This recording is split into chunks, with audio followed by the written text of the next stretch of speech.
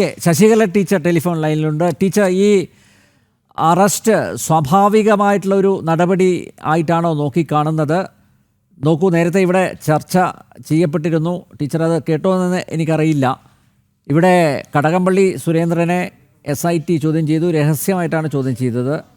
Advocate PS പ്രശാന്തിനെ രഹസ്യമായിട്ടാണ് ചോദ്യം ചെയ്തത്. പക്ഷേ തന്ത്രിയെ ചോദ്യം ചെയ്യുന്നത് നാട് മുഴുവൻ അറിയിച്ചു. അറസ്റ്റും വലിയ കുട്ടികൂഴ്ചയാണ് ഇപ്പോൾ നടത്തിയിരിക്കുന്നത്. പക്ഷേ കോടതിയിൽ എത്തിയപ്പോൾ കോടതിക്ക് മുന്നിൽ നൽകിയ റിപ്പോർട്ടിൽ, റിമാൻഡ് റിപ്പോർട്ടിൽ വളരെ ദുർബലമായിട്ടുള്ള വാദങ്ങളാണ് ഉന്നയിച്ചിരിക്കുന്നത്. നേരത്തെ ഇവിടെ സംസാരിച്ച ജോർജ് ജോസഫ് അദ്ദേഹം പറഞ്ഞു, ഈ പറഞ്ഞത് വെച്ച് ഒരു കാരണവശാലും ഒരു വ്യക്തിയെ അറസ്റ്റ് ചെയ്യാൻ സാധിക്കില്ല എന്നുള്ളതാണ്.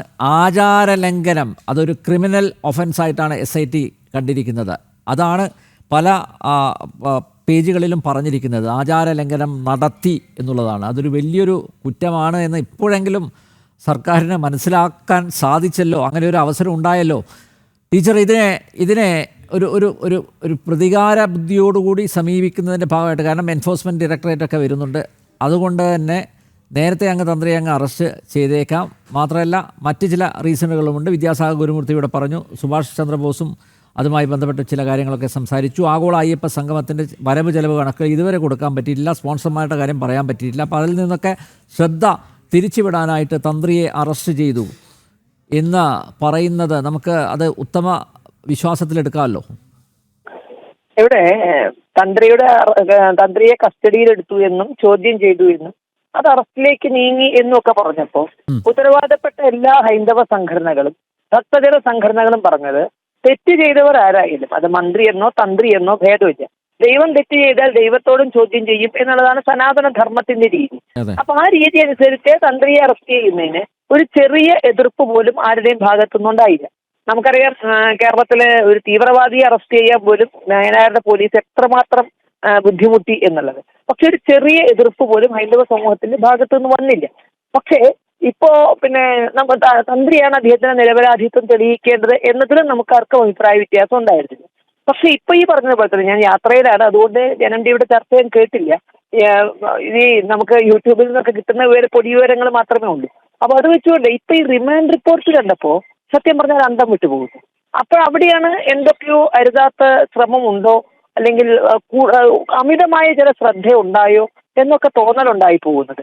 ഈ പറഞ്ഞ പോലെ തന്നെ ദൈവതുല്യർ എന്നുള്ള വാക്ക് നമ്മൾ കേൾക്കാൻ തുടങ്ങിയിട്ട് കുറച്ചായി. അങ്ങനെ ആ ദൈവതുല്യൻ തന്ത്രിയായിരുന്നുവെങ്കിൽ എന്തിനായിരുന്നു അത് ഇത്ര കാലം മുന്നോട്ട് കൊണ്ടുപോയത്? ഗൗരവമുള്ള വല്ല വിഷയങ്ങളും ഉണ്ടെങ്കിൽ അത് ശരിക്കും പറഞ്ഞാൽ മണ്ഡലക്കാലത്തിന് മുൻപ് തന്നെ ഈ അറസ്റ്റ് ആകാമായിരുന്നു. ഗൗരവമുള്ള വിഷയങ്ങളുണ്ടെങ്കിൽ ഇതിപ്പോ മകരവിളക്ക് തുടങ്ങാൻ ശരിക്കും പറഞ്ഞാൽ മകരവിളക്ക് തീർത്ഥാടനം തുടങ്ങി. തിരക്കുകൊണ്ട് പമ്പയും പരിസരവും അല്ലെങ്കിൽ ചരണവീതി മുഴുവൻ ബുദ്ധിമുട്ടും. അപ്പോ അയ്യപ്പ ഭക്തർ ഒന്നടങ്കം വരുന്ന ഈ ഒരു സമയം തന്നെ അതിനെ തെരഞ്ഞെടുത്തതിന്റെ പിന്നിൽ മറ്റെന്തൊക്കെയോ ഉണ്ട്. നേരത്തെ പറഞ്ഞ പോലെ തന്നെ റിമാൻഡ് റിപ്പോർട്ടിൽ എടുത്തു പറഞ്ഞിട്ടുള്ള ഈ ആചാര ലംഘനം കേട്ടപ്പോ സത്യം പറഞ്ഞാൽ കണ്ണ് തള്ളിപ്പോയി. യുവതികളെ നട്ടപ്പാതിര നേരത്ത് കടത്തിവിട്ട് സന്നിധാനം അശുദ്ധമാക്കിയ സമയത്ത് അന്ന് നടയടച്ചു എന്നതില്ല, അത് നടയടച്ചത് തന്നെ എനിക്ക് തോന്നുന്നു തന്ത്രി നിർബന്ധിതമായതാണ്. കാരണം ഭക്തജനത്തിന്റെ വികാരത്തെ മറികടന്ന് പോകാൻ സാധിക്കാത്തതുകൊണ്ട് തന്നെ തന്ത്രിക്ക് നടയടക്കണമെന്നുണ്ട്, പുണ്യാഹം നടത്തണമെന്നുണ്ട്. പക്ഷേ ദേവസ്വം ബോർഡിനെ ഭയന്നുകൊണ്ട് ആ സമയത്ത് അതിൽ ഇടപെട്ടിട്ടുള്ള ഞങ്ങൾക്കൊക്കെ അറിയാം, ഒന്നധികം അന്താളിച്ചു പോയോ എന്ന് ഞങ്ങൾക്കൊക്കെ തോന്നിയിട്ടുണ്ട്. കാരണം ദേവസ്വം ബോർഡിനെ ഭയന്നായിരുന്നു അത് സംഗതി. ദേവസ്വം ബോർഡിന്റെ അടിമയാണ് ദേവസ്വം ബോർഡ് ക്ഷേത്രങ്ങളിലെ തന്ത്രി എന്നത് അത് പറയപ്പെടാത്തൊരു യാഥാർത്ഥ്യമാണ്. അപ്പൊ അതുകൊണ്ട് തന്നെ നടയടയ്ക്കാനും പുണ്യാഹം നടത്താനും ഒക്കെ അദ്ദേഹം ഒട്ടൊന്ന് അമാന്തിച്ചിട്ടുണ്ടോ എന്ന് അന്ന് പലർക്കും തോന്നിയിട്ടുണ്ട്. അങ്ങനെ എന്നിട്ടും ഭക്തജന വികാരം കണക്കിലെടുത്തുകൊണ്ട് നടയടയ്ക്കാനും പുണ്യാഹം നടത്തിയതിനു ശേഷം നട തുറക്കാനും ഒക്കെ അദ്ദേഹം അത്തരത്തിൽ മുന്നോട്ട് വന്നപ്പോൾ അദ്ദേഹത്തെ അറസ്റ്റ് ചെയ്യുമെന്ന് പറഞ്ഞത് ഇവിടുത്തെ ആഭ്യന്തര വകുപ്പാണ്. അദ്ദേഹത്തിനെതിരെ കോടതിയിൽ പോകും എന്ന് പറഞ്ഞത് കോടതിയിൽ നിലനിൽക്കില്ല എന്നതുകൊണ്ട് മാത്രം പോയതാ. അന്ന് അദ്ദേഹത്തിനെതിരെ ആക്രോശിച്ചവർ, തന്ത്രിയെ മാറ്റാൻ ഞങ്ങൾക്ക് അധികാരമുണ്ട് എന്ന് പറഞ്ഞവർ, തന്ത്രിയേക്കാൾ വലുതാണ് മന്ത്രി ശബരിമലയിൽ എന്ന് പറഞ്ഞവർ, ഇന്ന് ആചാര ലംഘനത്തിന്റെ പേരിൽ തന്ത്രിയെ അറസ്റ്റ് ചെയ്തു എന്ന് പറയുന്നത് എന്താണ് നമുക്ക് മനസ്സിലാവുന്നില്ല. ഇവർക്ക് ഇഷ്ടം പോലെ വ്യാഖ്യാനിക്കാനുള്ളതാണോ നിയമമൊക്കെ? ഇത് ഭക്തജനങ്ങളുടെ വികാരം വെച്ചുകൊണ്ട് ഇവിടെ 10,000-കണക്കിന് വർഷം പഴക്കമുള്ള ഒരു ധർമ്മത്തിന്റെ വിശ്വാസ്യതയാണ് ഇവിടെ ചോദ്യം ചെയ്യുന്നത്. അപ്പോ ഇത് ഒരിക്കലും നമുക്ക് ക്ഷമിക്കാൻ സാധിക്കില്ല. തന്ത്രി തെറ്റ് ചെയ്തെങ്കിൽ തന്ത്രി അറസ്റ്റ് ആവട്ടെ, അദ്ദേഹത്തിന് കൊടുക്കുന്ന ഏത് ശിക്ഷയും അനുഭവിക്കട്ടെ, അതിൽ നമുക്ക് ആർക്കെതിരെ അഭിപ്രായമില്ല, അതിൽ ഒരാൾ പോലും ഇടപെടില്ല. അതുകൊണ്ട് തന്നെയാണ് ഇന്ന് കസ്റ്റഡി മുതൽ ഇതുവരെ ഒരാളും മറിച്ചൊരു അഭിപ്രായം പറഞ്ഞിട്ടില്ല. ഈ റിമാൻഡ് റിപ്പോർട്ട് വരുന്നത് വരെ ആരും മറിച്ചൊരു അഭിപ്രായം പറഞ്ഞിട്ടില്ല. പക്ഷെ റിമാൻഡ് റിപ്പോർട്ട് നമ്മളെ ഞെട്ടിച്ചു എന്നുള്ളത് സത്യമാണ്. കാരണം കുറച്ചുകൂടി ഗൗരവമുള്ള വിഷയങ്ങൾ എഴുതി ചേർക്കുകയെങ്കിലും ചെയ്യാമായിരുന്നു. ഭക്തജനങ്ങളെ വിശ്വസിപ്പിക്കാൻ, അവർ വഞ്ചിക്കപ്പെട്ടിട്ടില്ല എന്ന് അവരെ ബോധ്യപ്പെടുത്താൻ കുറച്ചുകൂടി ഗൗരവമുള്ള വിഷയങ്ങൾ എഴുതി വെക്കാമായിരുന്നു. നേരത്തെ പറഞ്ഞ പോലെ തന്നെ കടകംപള്ളിയൊക്കെ എത്ര രഹസ്യമായിട്ടാണ് ചോദ്യം ചെയ്തത്. ആ ചോദ്യം ചെയ്യുന്നത് പോലും മറ്റാരും അറിയരുത്. അത് മാത്രമല്ല, അദ്ദേഹത്തിലേക്ക് അറസ്റ്റ് പോകാതിരിക്കണം. ഇനി അതിലും ഗൗരവമായ ഒരു വിഷയം എനിക്ക് തോന്നുന്നത് ഈ വിഷയത്തിൽ ഇടപെട്ടിരിക്കുന്നു എന്നുള്ളത്. ഈ വിഷയത്തിൽ ഇടപെട്ടപ്പോൾ തിരക്ക് പിടിച്ച് എന്തൊക്കെയോ ചെയ്തതാണോ ഈ അറസ്റ്റ്? ഇതുവരെ ഇല്ലാത്തൊരു തിരക്ക് ഇന്ന് വിഷയത്തിൽ ഇടപെട്ടു എന്നതുകൊണ്ടാണോ വന്നത്? ഇപ്പോഴും ഈ കേസ് ഇരുട്ടത്തപ്പാണ്. ഇപ്പോഴും കട്ടതാര, എത്ര രൂപയുടെ മുതലാ പോയത്, എവിടേക്കാ പോയത്, ആരൊക്കെ ഇതിന്റെ സാമ്പത്തിക ലാഭം ഉണ്ടാക്കിയത്? തന്ത്രി സാമ്പത്തിക ലാഭം ഉണ്ടാക്കിയിട്ടുണ്ടോ? ഈ പറഞ്ഞ അറസ്റ്റിലായവർ ആരെങ്കിലും സാമ്പത്തിക ലാഭം ഇതിലോ? ഈ കേസ് എവിടെ വരെ എത്തും? ഈ ബഹളത്തിനപ്പുറം എന്ത് നടക്കും ഈ കേസിൽ?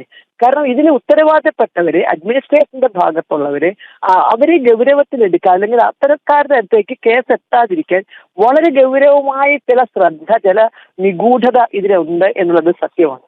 അതുകൊണ്ട് ഇതിങ്ങനെ പോയാൽ പോരാ. ഇതിപ്പോ സർവ്വപരിധിയും വിട്ടിരിക്കുന്നു. നമ്മൾ ഇതുവരെ നമുക്ക് ഈ കേസിന്റെ ഒരു താളത്തിൽ, അല്ലെങ്കിൽ വളരെ താളം ചവിട്ടി പോകുന്നു എന്നുള്ളത്, വളരെ സാവകാശം പോകുന്നു, എത്തേണ്ടവരിലേക്ക് എത്തുന്നില്ല. ഇപ്പോഴങ്ങനെയല്ല, എന്തൊക്കെയോ ഒരു ഗൂഢ അജണ്ട വെച്ചുകൊണ്ടാണ് ഇത് നടക്കുന്നത്. അതുകൊണ്ട് തന്നെ ഇത് അടിയന്തരമായി ഈ കേസ് തന്ത്രിയായാലും കൊള്ളാം, ഇനി അതിനപ്പുറത്ത് ആരെയാണ് അറസ്റ്റ് ചെയ്തതെങ്കിൽ അറസ്റ്റ് ചെയ്തിട്ട്, പക്ഷെ അന്വേഷണം ഇതിനേക്കാൾ വിശ്വാസ്യതയുള്ള ഒരു കേന്ദ്ര ഏജൻസി അന്വേഷിക്കണം. ഈ കേരളത്തിലെ തെരഞ്ഞെടുപ്പ് മാത്രം ലക്ഷ്യം വെച്ചുകൊണ്ട് കളിക്കുന്ന ഒരു രാഷ്ട്രീയ കളിയുടെ ഇരയാകരുത് ജനകോടികൾ ആരാധിക്കുന്ന ശബരിമല സന്നിധാനവുമായി ബന്ധപ്പെട്ട ഒരു കേസ്. അതിന് കുറച്ചുകൂടി ഗൗരവം വേണം, അതിന് കുറച്ചുകൂടി സത്യസന്ധത വേണം. ആര് വേണമെങ്കിലും അറസ്റ്റ് ചെയ്യട്ടെ, ആരാണ് കുറ്റവാളി എന്നുണ്ടെങ്കിൽ അവരെ ആര് വേണമെങ്കിലും, അതിൽ ഒരു ഇടപെടലും ഹൈന്ദവ സമൂഹത്തിന്റെ ഭാഗത്തുനിന്നോ ഹൈന്ദവ സംഘടനകളുടെ ഭാഗത്തുനിന്നോ ഉണ്ടാകില്ല. പക്ഷെ കുറച്ചുകൂടി വിശ്വാസ്യത അതിന് വേണം. ഏത് ഏജൻസിയാണെങ്കിലും അന്വേഷിക്കുമ്പോൾ ജനങ്ങളെ വിശ്വസിപ്പിക്കത്തക്ക വിധത്തിലുള്ള തെളിവുകൾ വെച്ചുകൊണ്ടായിരിക്കണം കാര്യങ്ങൾ മുന്നോട്ട് പോകുന്നത്.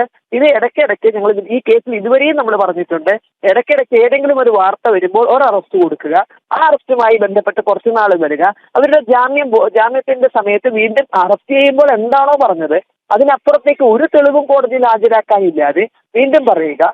ആദ്യം അറസ്റ്റിലായവരൊക്കെ തന്നെ ജാമ്യം കിട്ടി പുറത്തു പോകത്തക്ക വിധത്തിൽ അവർക്ക് ഒരു കുറ്റപത്രം പോലും സമർപ്പിക്കാൻ സാധിക്കാതിരിക്കുക. ഇത്തരത്തിലൊരു നാടകമാടേണ്ട സന്നിധാനമല്ല ശബരിമല എന്നുള്ളതാണ് ഈ വിഷയത്തിൽ വളരെ ശക്തമായി പറയാനുള്ളത്. ഓക്കെ ശശികല ടീച്ചർ, വളരെയധികം നന്ദി പ്രതികരിച്ചതിന്.